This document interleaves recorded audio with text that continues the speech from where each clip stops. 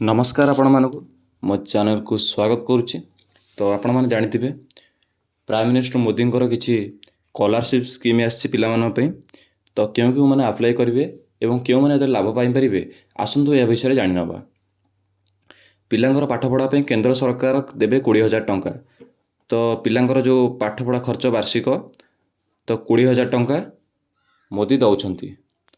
तो क्यों मैंने पाइबे एवं क्यों क्यों पाइबे नहीं आसतु ए विषय टिके डिटेल जान नवा।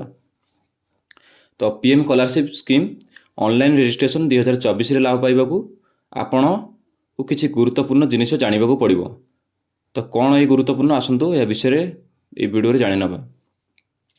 तो पिला मानू एथिपई काहा ऊपर निर्भर करने पड़ो ना। पिला माने निज निज पैसा से एजुकेशन बा शिक्षार खर्च करें। विश्वविद्यालय पढ़ुवा छात्र छात्री मानी आज अपडेट आप निश्चिंत भाव में जानी। जो विश्वविद्यालय और कॉलेज गुड़िक पढ़ा समय छात्र छात्री मानक वार्षिक अनेक देय देवा पड़ता है, किंतु सरकार एभली व्यवस्था करछन्ती सहजरे से फीस ठीक समय दे पारे। आपड़ बुझीपारे जो कॉलेज रे वार्षिक आयटा कॉलेज रे दबा पड़ता है तो से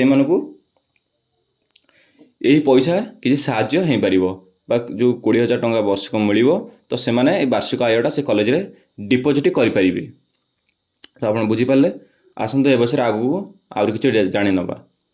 तो ये प्रधानमंत्री स्कॉलरशिप योजना आरंभ होइछि। छात्र छात्री माने सेमानक वार्षिक कॉलेज फी यही छात्रवृत्ति व्यवहार करें। तेबे पीएम स्कॉलरशिप योजना प्रत्येक छात्री उपलब्ध नुहे। एथिपाई केवल किसी प्रतियोगी अच्छी। तो बुझीपारे क्यों क्यों मानक मिल समस्त स्कॉलरशिप नुह। तो आसतु जाना क्यों क्यों मैंने पाइपर।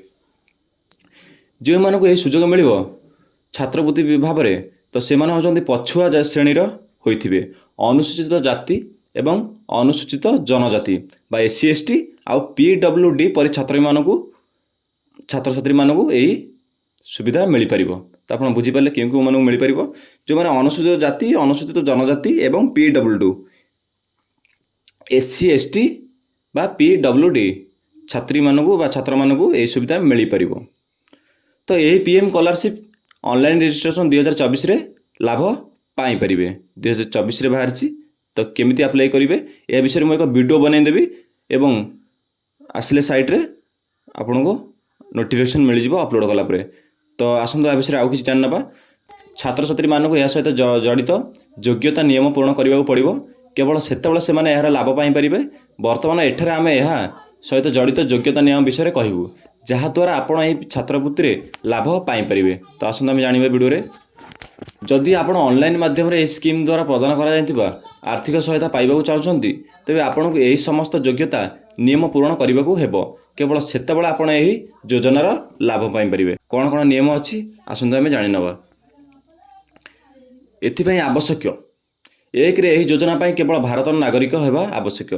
तो आप स्कॉलरशिप अप्लाई करने चाहते बा ये योजना जड़ित होगापी चाहते तो आप भारतर नागरिक निहाती होइथिबे।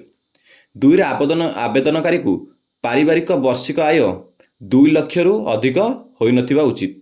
तो आपणकर वार्षिक आयटा जो थिबो तो 2 लाख रु अधिक हो नथिबो 2 लाख रु कम होगा उचित। तो 3 नंबर हूँ छात्र छात्री माने सेमानकर पूर्व श्रेणी फलाफल 60% मार्क हासिल करथिबा आवश्यक। तो बुझीपारे आपण जदि 60% मार्क रखुंट तो आप स्कॉलरशिप अप्लाई करेंगे। तो क्यों माने जो मैंने 60% माने आप +2 कर तो आप 10वीं 60% मार्क रखिथे।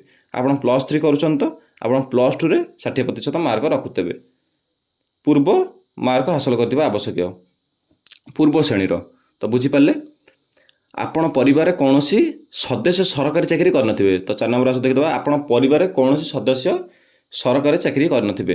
जदि स्कीम रो लाभ उठाइबा चाहते तो आपण घरे कहीं सरकारी चाकरी करनथिबे एवं से माने याको अप्लाई करें। तो आवेदनकारी निश्चित भाव में एक सरकारी कॉलेज किंवा विश्वविद्यालय एडमिशन नहीं।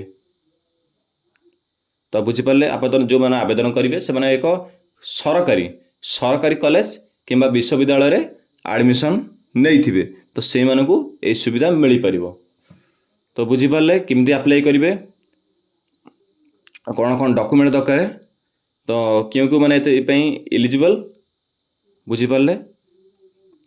ତ ଆପଣ କ'ଣ କରିବେ ନା ଏବେ ଡକୁମେଣ୍ଟ ସବୁ ଯାହା ଯାହା ଦରକାର ଏବଂ ତାର ଏକ ମୁଁ ଭିଡ଼ିଓ ବନେଇଦେବି ଏବଂ କେଉଁ ସାଇଟ୍ରେ ଆପ୍ଲାଏ କରିବେ ଏବଂ ଘରେ ବସି କେମିତି ଆପ୍ଲାଏ କରିବେ ମୋବାଇଲ ସାହାଯ୍ୟରେ ବା ଲ୍ୟାପଟପ୍ ସାହାଯ୍ୟରେ ଏହା ବିଷୟରେ ମୁଁ ଏକ ଭିଡ଼ିଓ ବନେଇଦେବି। ତ ମୁଁ ରଖୁଛି, ଅପଡ଼େଟ୍ ଆସିଲା ପରେ ମୁଁ ଆପଣଙ୍କୁ ନେକ୍ସଟ ଭିଡ଼ିଓରେ ଜଣାଇଦେବି କେମିତି ଆପ୍ଲାଏ କରିବେ।